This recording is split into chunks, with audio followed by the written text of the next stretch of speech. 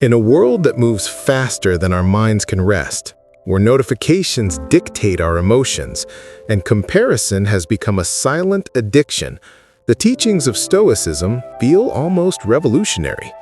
Imagine, for a moment, living with unshakable calm amid chaos, with clarity amid confusion, and strength in the face of loss.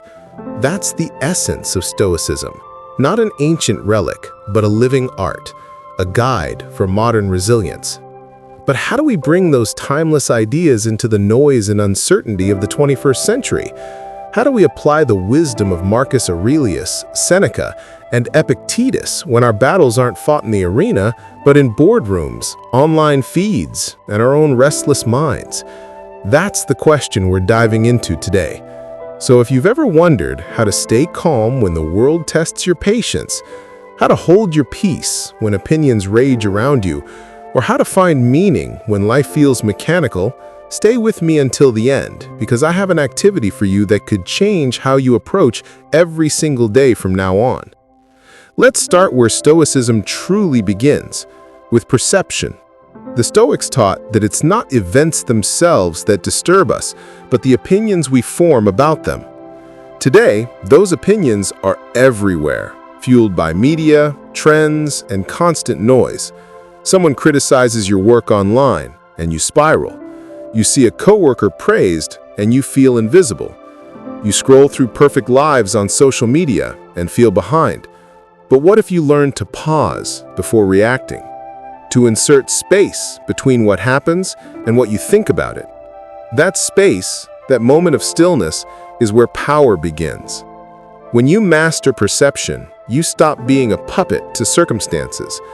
You become the sculptor of your emotional world. The Stoics lived with intention. They believed every moment is a chance to live according to virtue, to act with courage, wisdom, justice, and self-discipline. Now, in our time, those virtues are under pressure. Courage isn't always fighting wars. It's standing up for what's right, even when it's unpopular. Wisdom isn't memorizing quotes, it's knowing when to speak and when to stay silent. Justice isn't just for courts, it's how you treat those with less power than you. And self-discipline? It's mastering the urge to scroll one more time, to reply in anger, to chase validation instead of meaning. Stoicism isn't about detachment from life, it's about engaging deeply, but without losing yourself in the noise. Think about your daily routine. The endless to-do lists, the messages, the deadlines. You wake up, reach for your phone, and before your feet touch the ground, the world has already demanded your attention. The Stoics would tell you, pause. Begin your morning not with the world's noise, but with your own breath. Ask yourself, what's within my control today, and what is not? That single distinction, practiced daily, can shift your entire mental landscape. Because the truth is, almost nothing external is under our control. Not people, not outcomes, not the past, not the future. But our choices, our attitude, our effort, those belong entirely to us. And that's enough. Seneca once wrote that we suffer more in imagination than in reality. Today, our imaginations have algorithms feeding them. We fear missing out, being left behind, being unseen. But the Stoic path invites us to narrow our focus. You don't need to conquer every challenge. You just need to conquer yourself, moment by moment, to respond to life not with panic, but with principle. That's Stoicism, alive in the age of anxiety. Now, before we go deeper, I want you to do something small yet powerful. If this message is resonating with you, if you feel that spark of calm awakening in your chest, take a second to like this video. Not for me, for yourself. Because every like tells YouTube, I'm choosing growth over chaos. And while you're at it, promise yourself to stay until the end, because the exercise I'll share there will turn these ideas into real, practical transformation. Let's move forward. One of the greatest Stoic lessons is the art of acceptance, not resignation, acceptance. In our world, we equate acceptance with weakness, but the Stoics saw it as ultimate strength. To accept doesn't mean to stop striving. It means to stop resisting reality. You lose your job, a friend betrays you, a plan collapses. You grieve, you learn, and then you adapt. You don't fight the tide, you learn to swim with it. Acceptance is not passive. It's clarity in motion. It's saying, this is what is. Now how do I respond with wisdom? Imagine how much lighter life becomes when you stop trying to control everything and start focusing on what truly matters. Another powerful concept is amor fati, the love of fate. It's not enough to tolerate what happens. The Stoics challenge us to love it, to say, yes, this too belongs in my story. Every rejection, every delay, every heartbreak, it's all part of your unfolding. This doesn't mean you enjoy pain. It means you refuse to let pain make you bitter. You use it as fuel. So when your plans don't go as expected, whisper to yourself, amor fati. Because one day you'll look back and realize that what felt like an obstacle was actually an opening.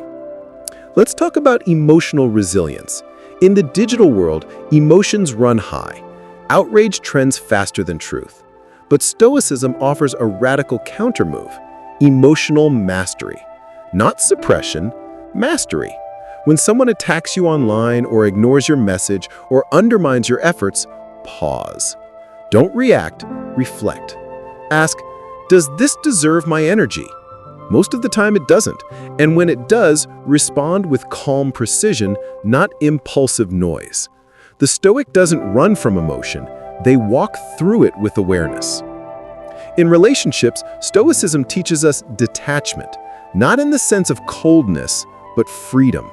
You can love deeply without clinging. You can care without controlling.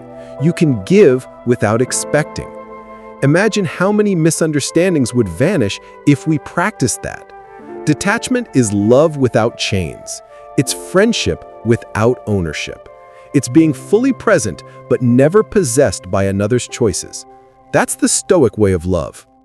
Then there's humility, perhaps the most overlooked virtue in the age of self-branding. Stoicism reminds us that fame fades, praise shifts, and public opinion is fickle. What matters isn't being known, but being good. The goal isn't to be admired, it's to be aligned with your principles. True success, in Stoic terms, isn't applause, it's integrity. When your outer world collapses, integrity is what remains standing. Let's step into modern application. How do you bring Stoicism into your work, your digital life, your relationships? Start small. Begin your day with reflection. Ask yourself, what kind of person do I want to be today? Then, at night, review. Not to judge, but to learn. Did I act according to my values? Did I lose control? Did I stay kind? This daily check-in, practiced over time, refines your character more than any book or seminar ever could. In your digital life, practice Stoic boundaries. Don't give strangers the power to disturb your peace. Don't measure your worth in views or likes. Remember Epictetus's words, "It's not what happens to you, but how you react to it that matters." The comments section isn't your battlefield. The battlefield is your mind. Win there, and the rest of the world loses its grip. At work, Stoicism means focusing on what's essential. You can't control your boss's opinion, but you can control your effort. You can't predict every outcome, but you can prepare with diligence. A Stoic professional isn't emotionless, they're balanced. They don't panic under pressure because they've trained for discomfort. They know setbacks are teachers in disguise.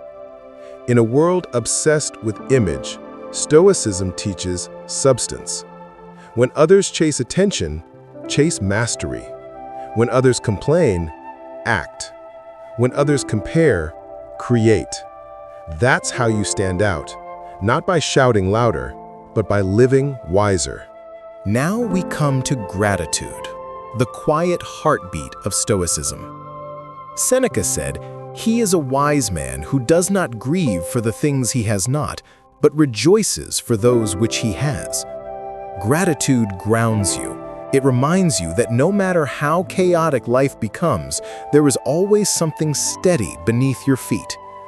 Each morning, list 3 things you're thankful for, silently, sincerely. The mind cannot be both grateful and resentful at the same time. Choose gratitude, and peace follows naturally. As we approach the final stretch of our journey, remember this: Stoicism isn't about escaping the world, it's about engaging with it differently. It's not about numbing feelings, it's about mastering them. It's not about rejecting ambition, it's about pursuing it without losing your soul. And now, as promised, the activity I mentioned earlier. For the next 7 days, I want you to practice what the Stoics called the view from above. Once a day, pause, close your eyes. Imagine rising above your current worries, above your home, your city, your country, until you see yourself from a distance. See how small your problems appear when viewed from the vastness of the world. Feel the perspective return. Then, write down one insight from that reflection, just one. By the end of the week, you'll have 7 small truths, each one a compass guiding you closer to wisdom. If you do this with sincerity, you'll notice something shift. The world won't seem lighter, but you will. You'll stop reacting to everything that happens and start responding to life with grace. That's the power of Stoicism, alive in the present. So, take these words with you, not as theory, but as practice. When the world feels loud, return to silence. When people disappoint you, return to virtue. When life tests you, return to your center. Because in the end, the Stoic path isn't about changing the world, it's about changing the way you walk through it. Stay resilient, stay wise, and above all, stay calm in the storm. Because the storm will pass, but your strength, if you nurture it, will remain.